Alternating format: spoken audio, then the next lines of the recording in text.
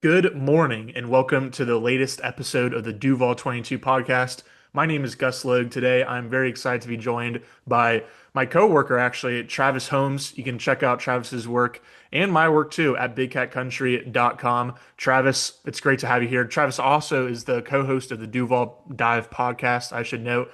But Travis, thanks for being here, man. How you doing? Man, I'm doing well. I appreciate you having me on. This is an interesting week for the Jaguars. Victory, almost not victory, just chaos, trade deadline, just everything kind of compiling into one glorious Wednesday. Absolutely. Yeah. I mean, the most recent game, a win in Las Vegas, an overtime thriller where I tweeted out this like the win probability chart after the game. And there was like I felt like hundreds of people were commenting the same thing that it looks like just like a Hmm. heart monitor because at the very end of the game it was just really going back and forth. And so even though it was like not necessarily a super strong opponent and the Jaguars were kind of fresh off of their bye, you would have liked to see maybe a more just I don't know, encouraging win, but a win is a win. It was dramatic. Cam Little set the NFL official record with a 68-yard field goal. But we're not here to talk about that, Travis, because we're here to talk about the NFL 2025 trade deadline. The Jacksonville Jaguars did make a move. James Gladstone struck the sixth deal of his young tenure to bring in Jakobi Meyers, the former Las Vegas Raiders receiver, in exchange for a fourth and a sixth round pick. And so I think this is definitely needed considering the injuries and the inexperience in Jacksonville's pass catching unit. But Travis, before we get into like the fit and like why it makes sense and everything like that, just like what was your initial reaction to the trade? I feel like there was definitely a little bit of smoke about Myers to Jacksonville, but like were you Yeah. expecting it to happen? Were you still a little bit surprised? Did you have any like strong thoughts about the compensation? What was your initial reaction? So I thought, like you, that there was a strong possibility that it might happen. And then when you see the injuries that take place in the actual game in Vegas on Sunday, then it's like, oh, if there was any question that it was going to happen, oh yeah, it's definitely going to happen now. When you get, Brian Thomas Jr. who's struggling with his ankle, you have De'Ami Brown who leaves the game with the concussion. You already had Tim Patrick who was dealing with the groin, so he was out in the game and at that point, it was like, I think they probably will, and I think they probably should, but also, you never really know how these things go. After maybe if Vegas wins, they feel like there's a possibility that they can turn this thing around. Maybe they change, they get cold feet. You know how these things go in the back room. So Right. overall, it was just like, all right, I think it's a solid fit because Myers does a lot of good things I know we're going to get into later. I don't want to jump the shark there. But overall, I thought that it would be a reasonably solid fit for a low risk move. And I know some people have their feelings about the compensation. I don't think it's as expensive as some people may think. But again, overall, fit wise, I think it would have worked out well. We already knew he didn't want to be in Vegas because he had his offseason trade requests that didn't go through. And overall, I think reasonably solid, base hit, low risk opportunity for the Jaguars to kind of elevate this wide receiver core. Yeah, I guess I should plug my own stuff. If you're listening to this podcast, but you haven't made your way over to duval22.com, you can do so and check out a feature article that I wrote about Jakobi Meyers before the trade happened. I was originally going to write an article about like three or four like mock trade proposals that the Jaguars could do during the deadline. And just the more research that I did, it wasn't like I just thought Jakobi Meyers was like a very ideal fit and could get attained for an attainable cost. And like there just wasn't really a lot of realistic options out there. I thought otherwise, because like you said, Yeah. like it's the NFL trade deadline. Like there's usually just like five or six deals that are made across the league. And so I ended up writing an article about why 1,500 words, why I thought Jakobi Meyers would be traded, and it did end up happening. And so pat myself on the back a little bit, I guess, but it's not like it was. It's not like it was like it came out of nowhere. But if you want to learn more about Jakobi Meyers, I'd also recommend going to duval22.com. But Travis, to talk about the compensation real quick, again, it was a fourth and sixth round pick. And because Jakobi Meyers turns 29 years old on Sunday, which will be his Jaguars debut, because he's Mhm. playing on the final year of his rookie, or not his rookie contract, but he's playing on an expiring contract and going to be a free Mhm. agent in the offseason.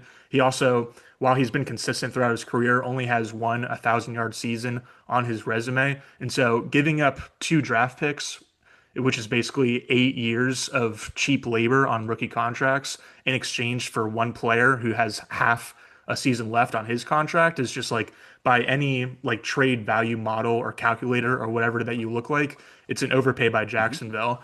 But I think that like putting aside like what the spreadsheets say, like this was very much a big win for the Jaguars, just because of the amount of the level of competency that Myers basically brings to the Jaguars. And I think that's like why it's such a great fit is that like maybe there would be other receivers out there that would be like an ideal on paper match with Liam Cohen's a little bit better, but Jakobi does Right. have like inside outside versatility. He's aligned in the slot, I think, in 52% of his career snaps and out wide Hmm. on 48% of his snaps. So he's a true 50-50 player who can play a couple different roles for you. He's had the fourth lowest drop rate among qualifying receivers since 2023, according to PFF. And the Jaguars lead the Hmm. NFL this year with 24 dropped passes.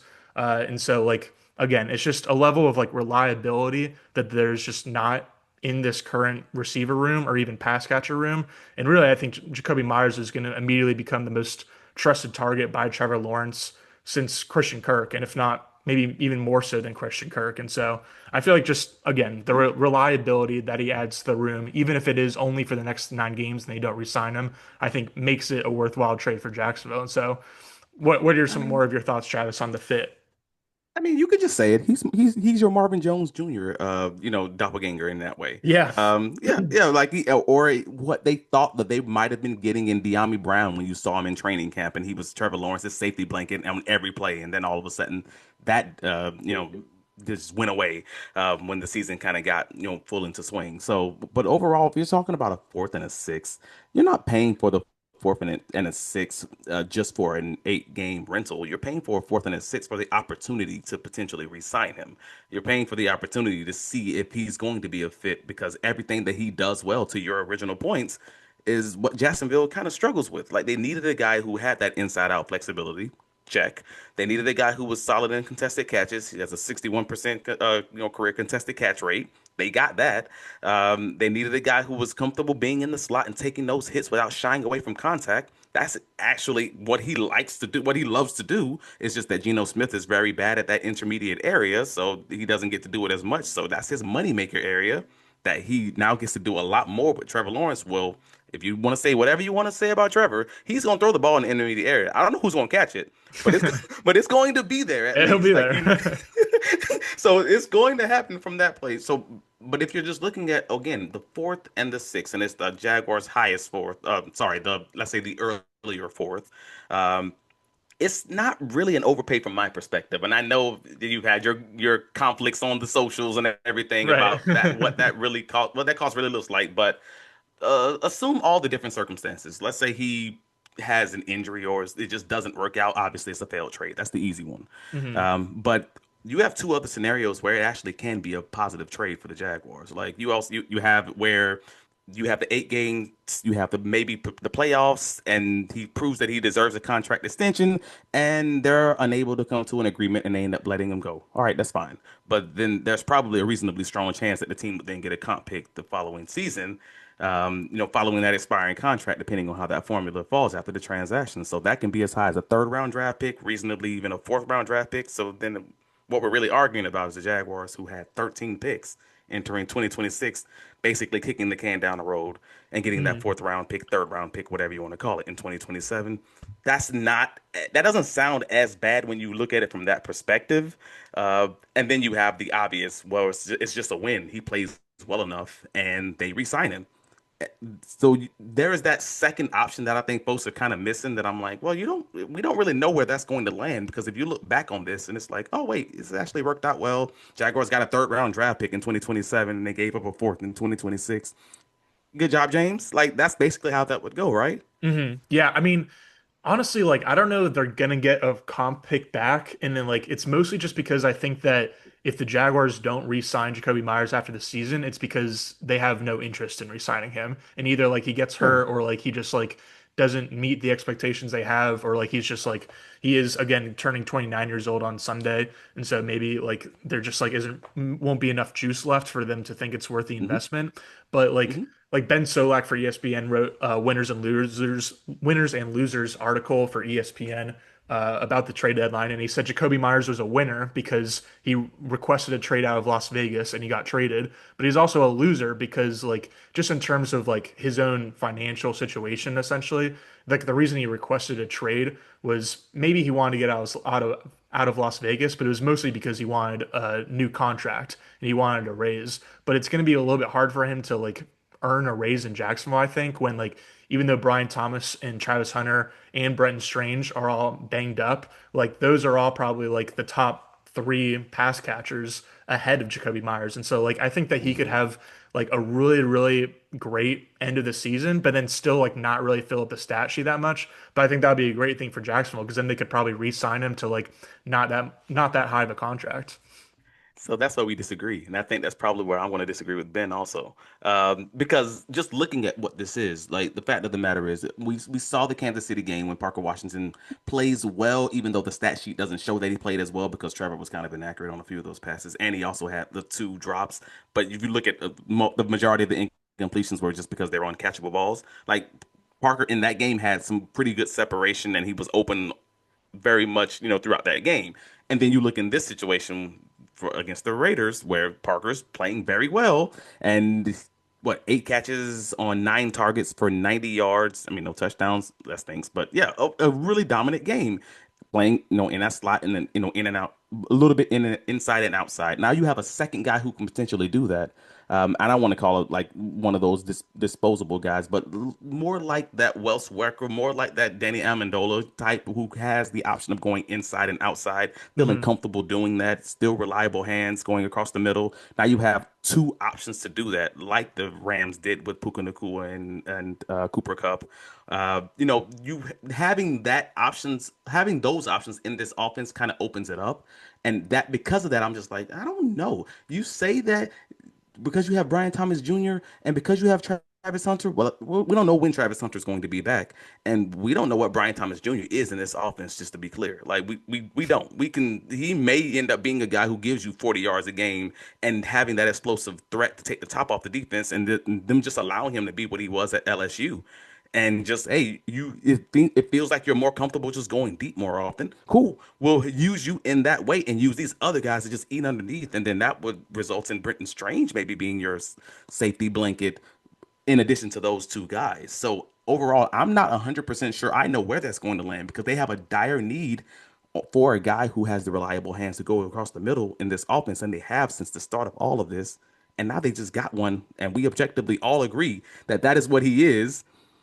To me, that says, hey man, you will have an opportunity here if you go and take it because none of these other receivers have truly taken it yet, other than maybe Parker Washington. So go take it. I'm Yeah. not necessarily close to that. No, that's fair. I mean, Jacoby, like, I mean, based on what we've seen from the pass catchers so far this season, I mean, partly because of injuries, but also because of just like drops, inexperience, Hmm. the yips, whatever you want to call it, and not just for any one guy either. Yeah, it's been pretty shaky. I feel like if you looked back, like Trevor Lawrence is probably like there's probably been like a different leading receiver for the Jaguars in like every game, I feel like. And so it's Yeah. definitely the type of offense where like Trevor's like spreading the ball out and he's throwing to like the guys that are open and like where the grass is green basically and not covered as opposed to just like zoning in on guys. Go ahead. Do you feel that that is because he doesn't feel like he has a guy he can lean on? Like, is he doing that out of necessity, or is he doing it out of I just don't got to know the answers? I think it's well, I mean, I think it's a good thing, honestly, like not honing Hmm. in on one guy and like taking what the defense is giving you. But I think like Hmm. Brian Thomas was meant to be that guy, and then he just had like the alligator arms and all of the drops and stuff like that. And couple uh first few weeks of the season. And so like Hmm. they like that he was supposed to the offense was supposed to run through Brian, but because he's like pretty ineffective right now, running over the middle of the field, like unless you're just like kind of clearing out the entire field and letting him run a slant when there's like no one else in Yeah. the area, then he can win that. Or like digs too when they're like pretty wide open and he's not hearing footsteps. But because they Hmm. have to like make him pretty much only a perimeter wide receiver now.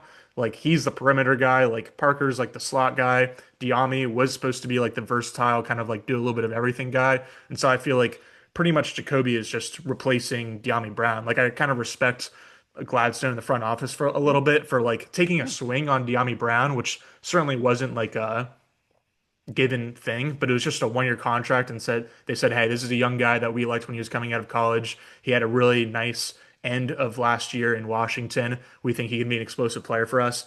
And it didn't work out. And so instead of like just kind of sitting on their hands, they and like kind of taking it as a sunk cost, they just actually were active about fixing the problem. And so obviously I think another interesting just domino piece or whatever you want to call it fallout from this trade is just what the Jaguars do with Travis Hunter because it definitely seemed like after Brian Thomas like wasn't really delivering as the offense's focal point, it seemed that after the bye week, the Jaguars were prepared to run their offense through Travis Hunter instead. But then he gets hurt in practice. We don't really get the chance to see him in that role. And so now I'm curious with Meyers, especially if he does get re-signed and stay through next season as well. Like, does that change the Jaguars' plans? And are they still going to want Travis Hunter to be like the offensive focal point and then play him a little bit on defense? Or now with Myers, do you think that Travis Hunter is going to be worked more on defense and just do a little bit on offense? I mean, I guess that really is going to come down to what the specific injury is. I mean, just starting there and what Mm, that recovery looks like. But overall, I think they'd be doing themselves a disservice if they allow an injury at in the middle part of his rookie season to throw them off or dissuade them from their original plan because the plan was bold up front.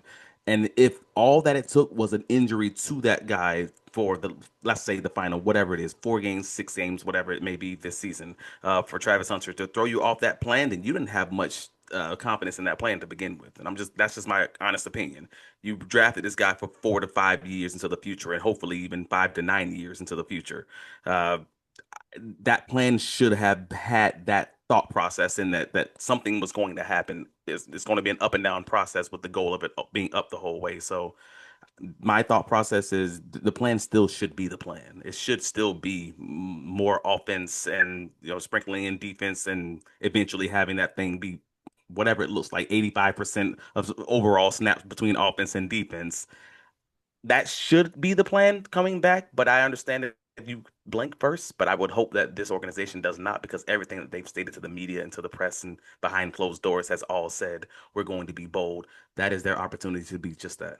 yeah, I feel like the plan honestly was just like to play him on both sides of the ball, but not full time yet, and just to kind of like slowly ramp up his workload on both Hmm. sides, and then like they could just be flexible depending on like what the team needed. And so after like going into the bye week, when Diami was disappointing, when Brian Thomas was disappointing, when Brenton Strange was hurt, they were like, all right, we need Travis Hunter to like really step up on offense. So I feel like they're gonna ramp that up, but I feel like I don't know what their plan is, but in like I guess I'm curious of like how fluid their plan is. Like if they had a really Yeah. set plan in stone and they're like, okay, like to your point, we really need to like continue with this plan and not like let anything deter us. Or like how fluid was a plan where it's like, all right, we wanted to play both sides, but it's like really the only thing set in stone for us. And like the amount of snaps that he plays on both sides of the ball is going to be really based on external factors that aren't related to him as much as it is to his development. But obviously, the Interesting. Travis Hunter experiment in general is something to keep an eye on going forward once he returns to the field.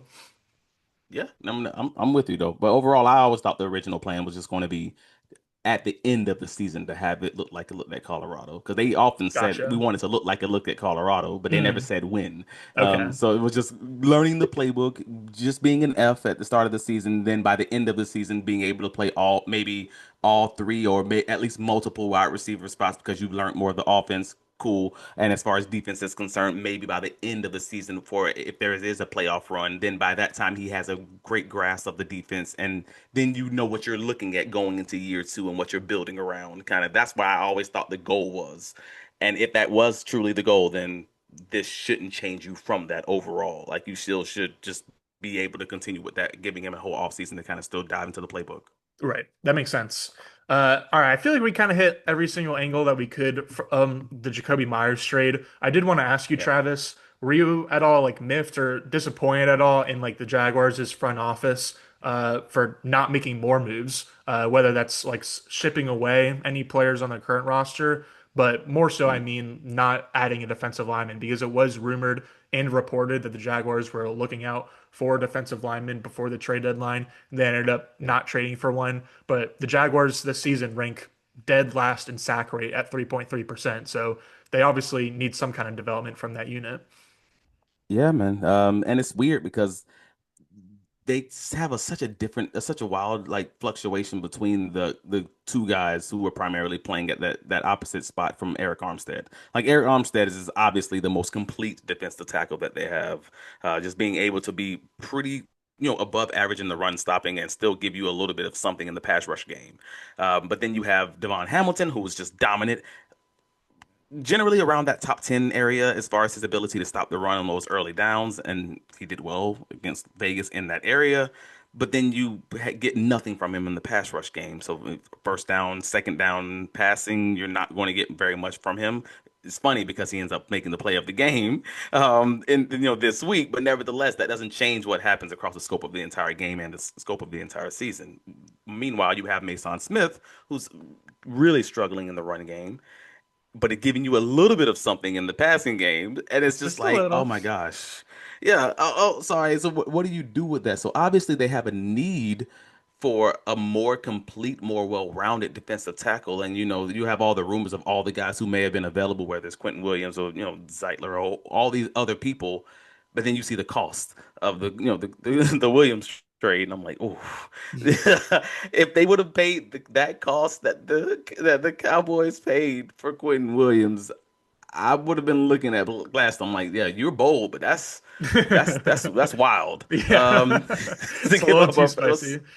yeah, second to first and a player with you already not having a first round draft pick, I can absolutely understand why they wouldn't have paid that price. And I think that's the global narrative across Duval County is like, well, we're mad they didn't bring in a defensive tackle, but if seeing all the rumors of the cost that teams were asking for, you kind of get why. And this is a draft and develop team, and while they have 11 picks next year, at the top of the draft that you're looking at third more one second round, three third rounders. You're hoping to have a guy who may be more developmental, but probably not a sure thing at that range unless you're trading up for the right guy. So I get why they didn't bring a guy in, but it still stings because help is not on the way and you think there's a chance that you're in the playoff push. I get it. Yeah, I was gonna make really the exact same point you did. Like it does sting since the unit needs some help. They need some reinforcements, but like it would have been like a blatant overpay. Like I think that like we had a good conversation Yeah. about like whether or not Jacoby's uh trade was an overpay or not. And I think you could definitely, Hmm. as we did, make the case for or against. But like just objectively, without a doubt, the Cowboys overpaid for Quinn and Williams, and I think the Colts overpaid for Sauce Gardner too. While we're at it, and so like honestly, like the Bengals, not that they were never going to trade Trey Hendrickson, but like if they Yeah. were.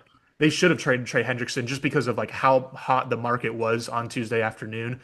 Hmm. Dilla tweeted that apparently the Jaguars had a second and a third round pick on the table for Quinnen Williams, and then the Hmm. Cowboys just kind of came out of nowhere and offered like a first and a second, or what two firsts and Yeah. Mozzie or whatever it was. And so Yeah, yeah, I think a second this year, a first next year, and Mozzie, which is just Jerry Jones prototypical overpaid, which is what he does. They yeah. ask for your best offer, and Jerry is not good at trades. He's not good at free at valuations.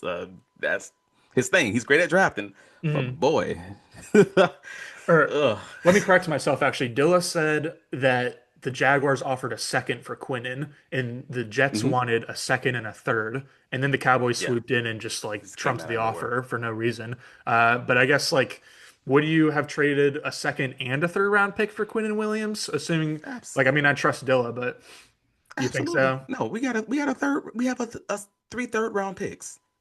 F them picks. Like you Hmm. have 11 of them.